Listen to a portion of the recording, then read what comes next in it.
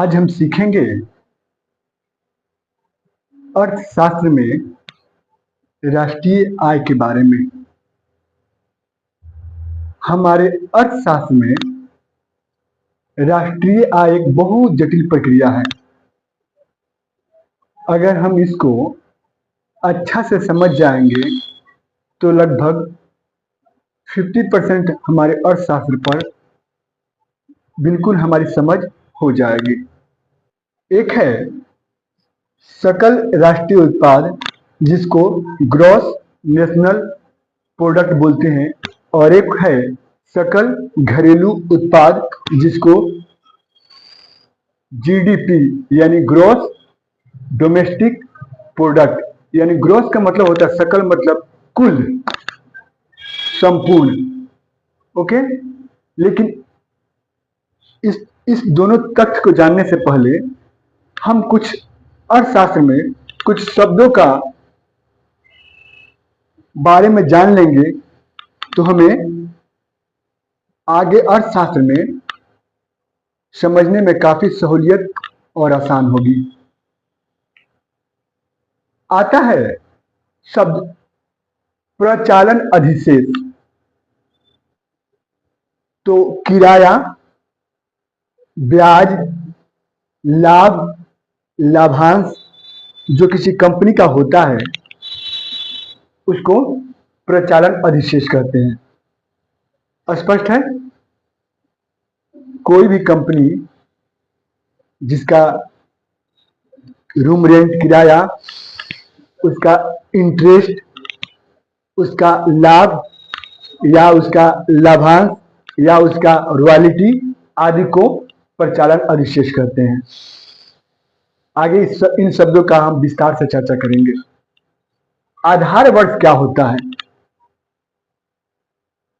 आधार वर्ष एक ऐसा वर्ष होता है जो वर्तमान वर्ष का पीछे वाली वर्ष होता है, और उस वर्ष में कोई ज्यादा आर्थिक क्षति या आर्थिक हलचल न होना चाहिए। वैसे वर्ष को आधार वर्ष कहा जाता है। राष्ट्रीय आय की गणना में आधार वर्ष का बहुत बड़ी भूमिका होती है। वर्तमान में आधार वर्ष 2011 और 12 को माना गया है। आगे सरकार का विचार है कि वर्ष 2026 से आधार वर्ष 22-23 को कर दिया जाएगा। अब चर्चा करते हैं स्थिर मूल्य। तो आधार वर्ष जो होते हैं उस समय का जो कोई आर्थिक गतिविधियों में ज्यादा उछाल और ज्यादा पतन नहीं होता है, वहां का मूल्य स्थिर होता है। इसलिए आधार वर्ष की गणना जिस स्थिर मूल्य पर किया जाता है उसे स्थिर मूल्य कहा जाता है। फिर से ध्यान दीजिए, राष्ट्रीय आय की गणना जिस आधार वर्ष पर किया जाता है उसे स्थिर मूल्य कहते हैं। स्पष्ट ध्यान देंगे, वर्तमान में राष्ट्रीय आय की गणना जिस आधार वर्ष पर किया जाता है उस मूल्य को स्थिर मूल्य कहते हैं। अब आते हैं मौद्रिक मूल्य, यानी किसी वस्तु का दाम होता है, प्राइस होता है, वह प्राइस उस वस्तु का मौद्रिक मूल्य हुआ। बाजार मूल्य किसे कहते हैं?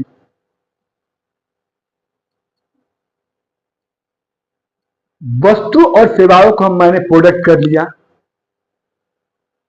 तो वस्तु और सेवा यानी जब मार्केट में आ गई, मार्केट में नहीं बिकेगी, तो वस्तु और सेवा का कभी कभी मूल्य निर्धारण, यानी हमेशा, कभी कभी नहीं हमेशा, उसका मूल्य निर्धारण बाजार में होती है। कहाँ होती है जी? वस्तु और सेवाओं का मूल्य निर्धारण बाजार में होती है, इसीलिए उसको बाजार मूल्य कहा जाता है। स्पष्ट। अब आगे की शब्द है निवल, जिसको बोलते हैं शुद्ध। इसका इंग्लिश शब्द है नेट। निवल यानी शुद्ध अप्रत्यक्ष कर। सरकार जब है किसी उद्योग को आगे बढ़ाने के लिए उसको सब्सिडी देती है, यानी अनुदान देती है, और जब वस्तु तैयार हो जाती है, मार्केट में बिकने आती है, तो उस पर इनडायरेक्ट टैक्स लगता है। नहीं लिखा जाता है, सब वस्तु पर देखेंगे, लिखेंगे, लास्ट में लिखा रहेगा कुल कर सहित दाम, तो उस पर इनडायरेक्ट टैक्स हुआ। ध्यान देंगे, इनडायरेक्ट टैक्स में से जो सरकार टैक्स ले रही है उसमें से सब्सिडी को अगर निकाल देंगे तो जो बचेगा हमारा निवल अप्रत्यक्ष कर बच जाएगा। क्लियर। अब यहां शब्द है नेक्स्ट, विदेशों से प्राप्त निवल आय। विदेशों से प्राप्त निवल आय। हम जानते हैं, इसका अर्थ हुआ कि हम जानते हैं कि हमारे देश में बहुत से विदेशी रहते हैं, काम करते हैं, और काम करते हैं तो पैसा का किसको भेजते हैं? अपने देश में भेजते हैं। स्पष्ट है। और हमारे यहाँ का भी भारतीय बहुत लोग विदेश में काम करते हैं, तो वहां वो काम करते कमाते हैं, तो पैसा कहाँ भेजते हैं जी? हमारे देश में भेजते हैं। तो यानी हमारे यहाँ जो विदेशी काम करते हैं, यहाँ कमाते, मान लीजिए डॉक्टर, विदेशी डॉक्टर है, कमा रहा है, यहाँ पर इलाज करा तो कमा रहा, वो कमा करके कहाँ पैसा भेज रहा है जी? अपने देश में भेज रहा है, अपने घर भेज रहा है। और मान लीजिए अरब में कोई कमा रहा है, कुवैत में कमा रहा है, इंडियन आदमी पैसा अपने देश में भेज रहा है, अपने घर पर भेज रहा है, तो उसका आय को, यानी डॉक्टर के आय को, और विदेश में जो बाहर रहता है उसके आय को घटा लेंगे, तो जो बचेगा पैसा वो क्या होगा जी? शुद्ध, विदेशों से प्राप्त शुद्ध निवल आय होगा। 10 गो डॉक्टर, इंजीनियर, 5 गो ऐसे करके विदेशी है, मान लीजिए इनका सबका आय मान लीजिए प्रति महीना 5 करोड़ रुपया है। क्लियर। और हमारे यहाँ लगभग 20 गो मजदूर हैं और 10 गो इंजीनियर है, बहुत लोग जाता है, मान लीजिए इनका इनकम कुल मिला 6 करोड़ रुपया है, प्रति महीना कमाते हैं। तो क्या करेंगे? यानी 6 में से 5 को हटाएंगे, यानी हमको 1 करोड़ रुपया शुद्ध बच रहा है छाट करके। तो यही शुद्ध क्या होगा जी? विदेशों से प्राप्त निवल आय। स्पष्ट हो? आगे मैं विस्तार से सबके बारे में चर्चा करूंगा, घबराने का कोई आवश्यकता नहीं है। अब आता है चालू या प्रचलित मूल्य। ध्यान देंगे, चालू या प्रचलित मूल्य, जिस मूल्य पर वस्तुओं का क्रय विक्रय किया जाता है। स्पष्ट है। मार्कर 29 रुपया दाम है, 29 रुपया क्रय विक्रय किया जा रहा है, तो यह उसका चालू मूल्य हुआ। जिस मूल्य पर वस्तुओं एवं सेवाओं का क्रय विक्रय किया जाता है उसे चालू मूल्य कहते हैं। अब बाजार मूल्य, वस्तुओं का दाम कौन निर्धारण करता है जी? बाजार करता है, इसलिए उसको बाजार मूल्य कहते हैं। क्लियर। अब आता है मूल्य ह्रास, डिप्रिसिएशन। मूल्य ह्रास क्या है? हम जानते हैं कि एक फैक्ट्री की जब स्थापना होती है, जब उत्पादन प्रक्रिया शुरू होता है, तो उसके उत्पादन प्रक्रिया बहुत सारे कारक यानी बहुत सारे साधन होते हैं, जैसे भूमि और मकान हो गए जहां पर सामान बनेगा। दूसरा चीज हो गया आपके पूंजी हो गए, जिससे कच्चा माल को खरीदा जाएगा, अन्य सामग्री को खरीदा जाएगा। मजदूर हो गए, कर्मचारी और प्रबंधक हो गए, है ना जी। तो ये सब क्या हो गए, बहुत सारे कारक होते हैं। तो मान लीजिए एक फैक्ट्री काम कर रहा है, चल रहा है, तो सारे सामान को उन्होंने खरीद लिया। अब देख रहा है भूमि और मकान के दाम में कमी आ गई, कच्चे माल के दाम में गिरावट और कमी आ गई, श्रमिकों और मजदूरों की मूल्य में कमी आ गई। तो जब कमी आता है, इसे ही मूल्य ह्रास कहते हैं। यानी उत्पादन के साधनों में जब उत्पादन के साधन के मूल्य में जब कमी या गिरावट आती है, उसे ही मूल्यह्रास डिप्रिसिएशन कहते हैं। ये बहुत इंपॉर्टेंट शब्द है, ध्यान देंगे, आगे बहुत मिलेगा। अब चालू या प्रचलित मूल्य, जिस मूल्य पर किसी वस्तु का क्रय विक्रय किया जाता है वही चीज है। जिस मूल्य पर किसी वस्तु का क्रय विक्रय किया जाता है। अब यहां ध्यान देना है अंतिम और मध्यवर्ती वस्तु, यहां ध्यान देंगे अंतिम और मध्यवर्ती वस्तुएं। मान लीजिए कि हमें कपड़ा का उत्पादन करना है या सिला सलाया हमको ड्रेस का उत्पादन करना है, तो पहले क्या होगा, पहले किसान कॉटन देगा, कॉटन को उसको काटा जाएगा, धागा बनाया जाएगा। क्योंकि मुझे कपड़ा बनाना है, न कि मुझे धागा बनाना है, तो धागा जो हमारे सिलने के भी काम आ जाते हैं, तो धागा वो मध्यवर्ती वस्तु हुआ। लेकिन वही धागा जब हम कपड़ा बना देंगे तो क्या हो जाएगा मेरा, वो अंतिम उत्पाद हो जाएगा।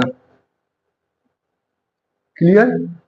तो आप स्पष्ट समझ लीजिएगा अंतिम उत्पाद और मध्यवर्ती उत्पाद किसे कहते हैं। साधन लागत कारक, ध्यान देंगे, ये बहुत इंपॉर्टेंट चीज है। पहले मैं चर्चा किया था, किसी भी कंपनी को चलाने के लिए बहुत सारे कारक होने चाहिए। क्या क्या होने चाहिए कारक?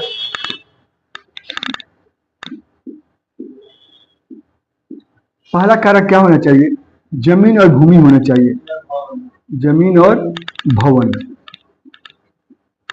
दूसरी कारक क्या होना चाहिए, पूंजी, ठीक है ना। तीसरा कारक क्या चाहिए, मशीनरी, औजार। चौथा चीज क्या चाहिए, श्रमिक और कर्मचारी, प्रबंधक।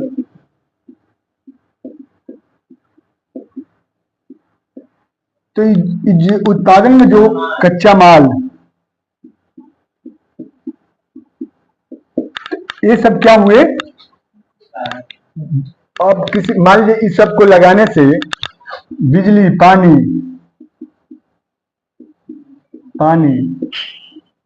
और जो नियोजन करते हैं मालिक, उनका भी लाभ, नियोजक।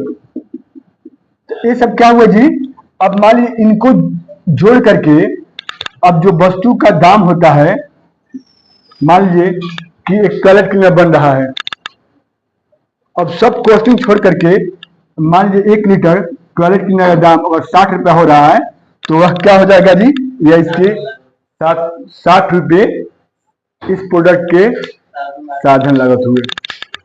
स्पष्ट हो गए ना। अब चर्चा करते हैं सकल राष्ट्रीय उत्पाद, सकल घरेलू उत्पाद के बारे में।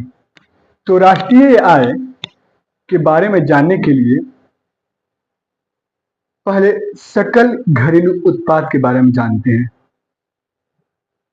सकल यानी मतलब ग्रोस, मतलब कुल, घरेलू डोमेस्टिक, उत्पादन यानी प्रोडक्ट, सकल घरेलू उत्पाद या उत्पादन। पहले जानिए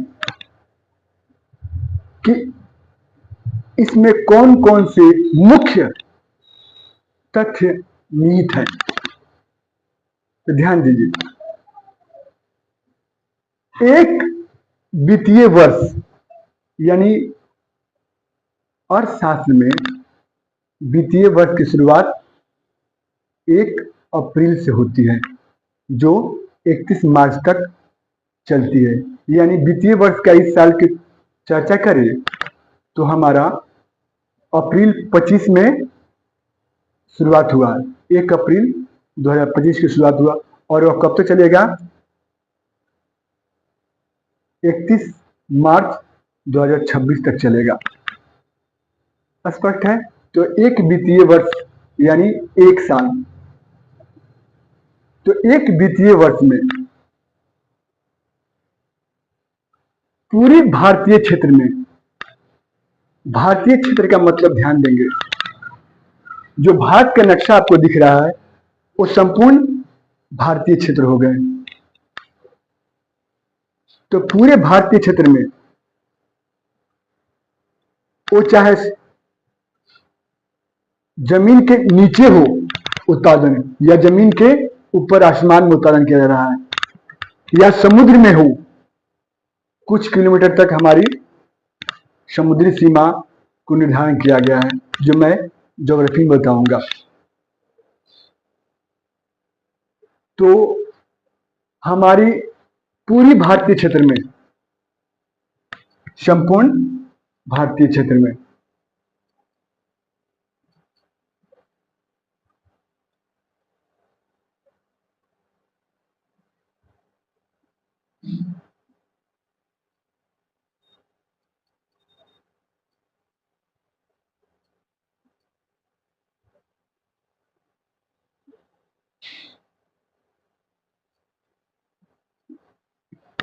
ये समुद्री मिल सब है, ये सब भारतीय क्षेत्र है, ये पर्वत वगैरह सब मेरा भारत क्षेत्र संपूर्ण।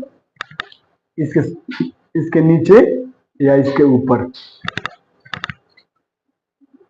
एक वित्तीय वर्ष में संपूर्ण भारतीय क्षेत्र में,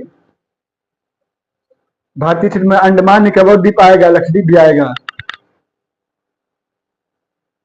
एक वित्तीय वर्ष में संपूर्ण भारत के क्षेत्र में यहां पर स्थित भारतीय कंपनी या कोई भी इंडियन कंपनी फर्म या विदेशी कंपनी,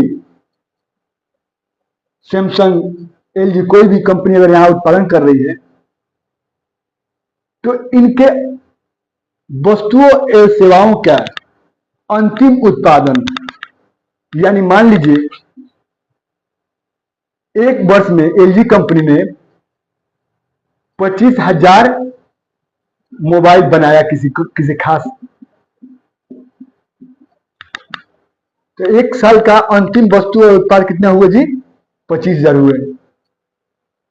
तो इस तरह जितने भी औद्योगिक प्रतिष्ठान है, जितने भी सेवाओं का प्रतिष्ठान है, एक साल में उत्पादित वस्तुओं और सेवाओं का मौद्रिक मूल्य, यानी इनका जो मौद्रिक, यानी इतने मोबाइल का मूल्य जो होंगे, मौद्रिक मूल्य को ही सकल घरेलू उत्पाद कहते हैं। तो मैंने केवल एक चीज का नाम लिया, ऐसे लाखों लाखों प्रोडक्शन हमारे इंडिया में हमारे कंपनी या फर्मों द्वारा वस्तुओं और सेवाओं का उत्पादन होता है। सारे का एक साल का मौद्रिक मूल्य को ही सकल घरेलू उत्पादन कहते हैं। अब परिभाषा जान लें। एक वित्तीय वर्ष में संपूर्ण भारतीय क्षेत्र में अंतिम रूप से उत्पादित वस्तुओं और सेवाओं का जो मूल्य होता है उसे ही सकल घरेलू उत्पाद कहते हैं। तो पहला आप जीडीपी समझ में आ गया। एक वित्तीय वर्ष में पूरे भारतीय क्षेत्र में भारतीय गैर भारतीय कंपनी या फर्मों द्वारा अंतिम रूप से वस्तुओं और सेवाओं का जो मूल्य होता है वह सकल घरेलू उत्पाद होता है। तो जीडीपी हो गया। अब आता है जीडीपी एमपी, ऐसे शब्द मिलेंगे। इसका मतलब हुआ gross domestic product market price, अंतिम रूप से उत्पादित वस्तुओं और सेवाओं का मूल्य जब बाजार द्वारा निर्धारित किया जाए, बाजार द्वारा निर्धारित किया जाए क्या उसका मूल्य, तो वह जीडीपी मार्केट प्राइस कहलाता है। क्लियर। अब नेक्स्ट टर्म आता है जीडीपी एफसी, यानी gross domestic product factor cost, यानी साधन लागत। पहले पढ़े थे ना जी, तो ध्यान देंगे।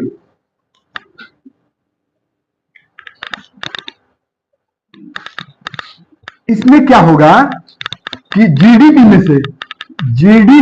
में से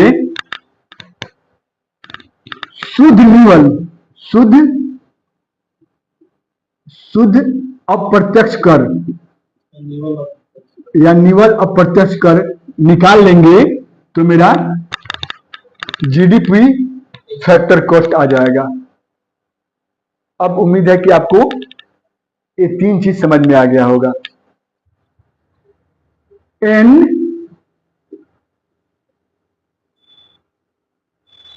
डी पी, यानी एन से हो गया नेट, एन से क्या हुआ नेट, यानी इसका मतलब हुआ शुद्ध घरेलू उत्पाद।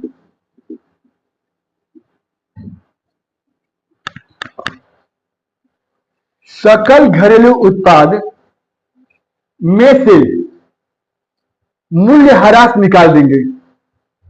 क्या निकाल देंगे जी?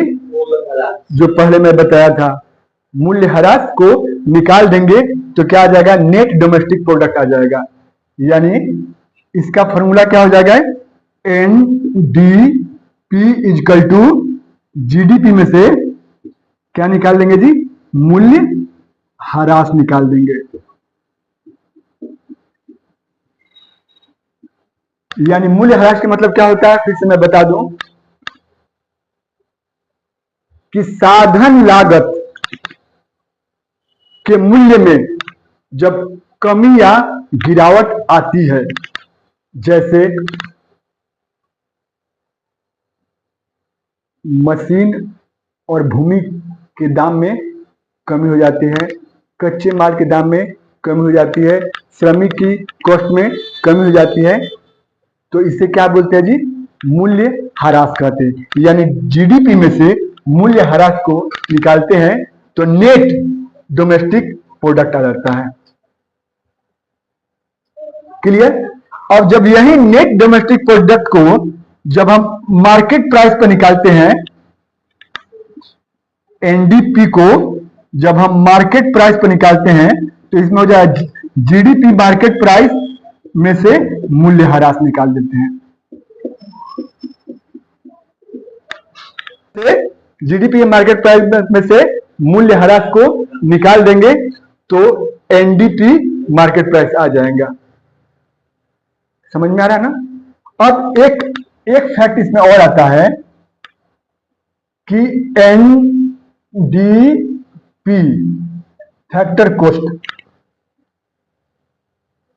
यानी शुद्ध घरेलू उत्पाद फैक्टर प्राइस। इसमें क्या होता है? जीडीपी के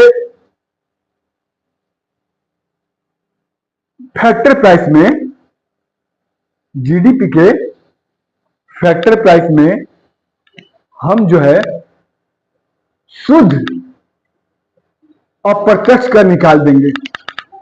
क्या करेंगे जी? शुद्ध अप्रत्यक्ष कर, जो पहले पढ़ाए थे। यानी जीडीपी फैक्टर प्राइस में से शुद्ध अप्रत्यक्ष या निवल अप्रत्यक्ष कर निकाल लेंगे। अप्रत्यक्ष कर मतलब क्या हुआ जी? शुद्ध अप्रत्यक्ष कर मतलब यानी अप्रत्यक्ष कर में से सरकार की सब्सिडी निकाल देंगे तो शुद्ध अप्रत्यक्ष कर या निवल अप्रत्यक्ष कर आ जाएगी। तो उम्मीद है कि आप सकल घरेलू उत्पाद के में 3 फैक्टर होते हैं, जीडीपी, जीडीपी मार्केट प्राइस और जीडीपी फैक्टर प्राइस, और इसी का 3 पार्ट होते हैं, एनडीपी। तो एनडीपी या जीडीपी में से मूल्य ह्रास निकालेंगे, एनडीपी, फिर NDP market price, GDP market price में से मूल्य ह्रास निकालेंगे तो ये आएंगे, और NDP factor cost, GDP factor cost में से शुद्ध अप्रत्यक्ष कर निकाल देंगे तो आपके एनडीपी एफसी आ जाएंगे। सकल राष्ट्रीय उत्पाद बहुत बड़ी चीज है और बहुत मजेदार चीज है। सकल राष्ट्रीय उत्पाद यानी राष्ट्र के व्यक्तियों द्वारा, सकल यानी कुल राष्ट्र के व्यक्तियों द्वारा। इसमें ध्यान देंगे, जो बाहर में इंडियन है उनको छोड़ देंगे। इंडिया, केवल इंडिया का, बाहर में जो विदेश, बाहर में जो विदेश में जो भारतीय रहते हैं उनको छोड़ करके, विदेश में जो भारतीय रहते हैं उनको नहीं काउंट करेंगे। क्लियर? तो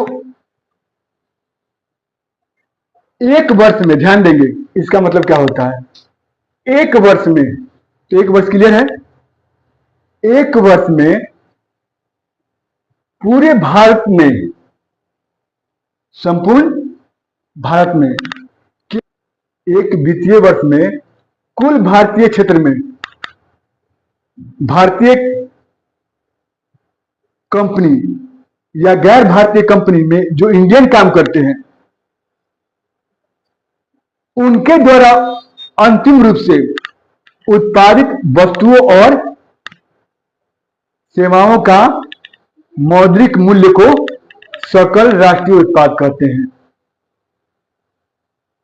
बताइए इसमें और इसमें क्या अंतर हुआ? इसमें भारतीय गैर भारतीय दोनों उपयोग था। हाँ, इसमें क्या है कि भारतीय और गैर भारतीय दोनों को जोड़ा गया है,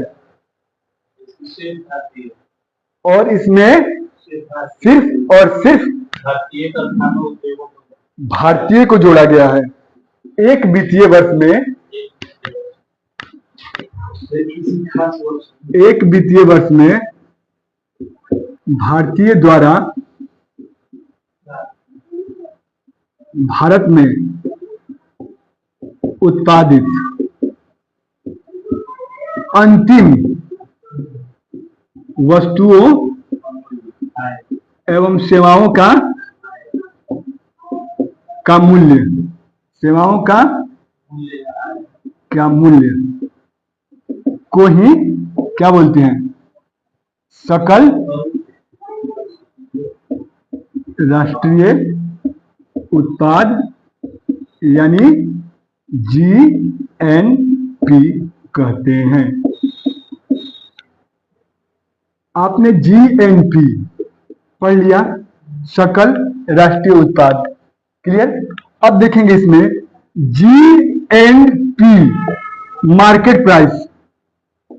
तो जब सकल राष्ट्रीय उत्पाद में जो वस्तु उत्पादित हो गई उसका मूल्य निर्धारण बाजार द्वारा किया जाता है तो उसे मार्केट प्राइस कहा जाता है। स्पष्ट है? अब आता है जीएनपी फैक्टर कॉस्ट। तो इसमें क्या होगा? इसमें होगा कि जीएनपी मार्केट प्राइस में से आप मूल्य ह्रास को माइनस कर देंगे। स्पष्ट है ना? समझाने की जरूरत नहीं पड़ेगी। ठीक इसी तरह आता है एनएनपी। क्या आता है जी? एनएनपी। एनएनपी यानी नेट नेशनल प्रोडक्ट। क्लियर? अब देखिए इसमें क्या समझने वाली बात है। सकल राष्ट्रीय उत्पाद में मैंने विदेश में जो भारतीय रह रहे हैं उनको आय को गणना मैंने नहीं किया, लेकिन जब नेट पूरे इंडिया के, संपूर्ण इंडिया के, शुद्ध संपूर्ण इंडिया के, केवल इंडियन ही इंडियन, चाहे वो विदेश में रहते हैं, उनका भी आय को इसमें जोड़ लेंगे। तो क्या करेंगे जी? उनका आय को जोड़ लेंगे और जो यहां जो विदेशी आय अर्जित कर रहे हैं उनके आय को घटा देंगे। वो किस चीज? तो क्या करेंगे जी? जीएनपी में से निवल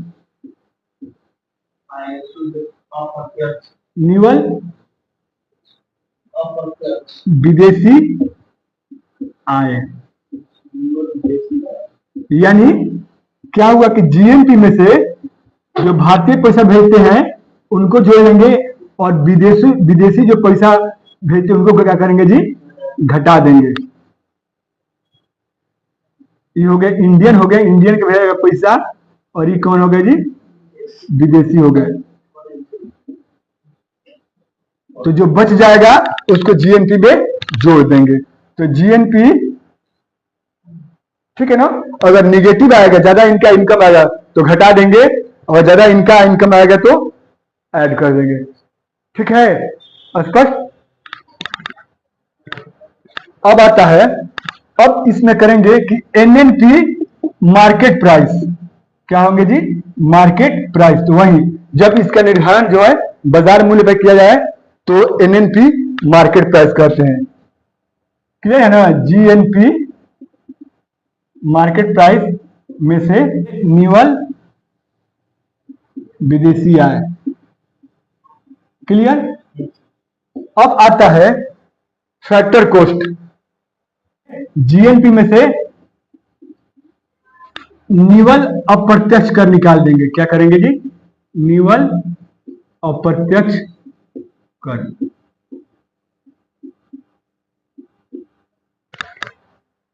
क्लियर है ना?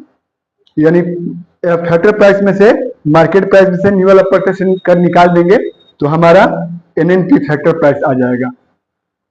क्लियर? तो उम्मीद है कि आपको सकल घरेलू उत्पाद और सकल राष्ट्रीय उत्पाद आपको समझ में आ गया।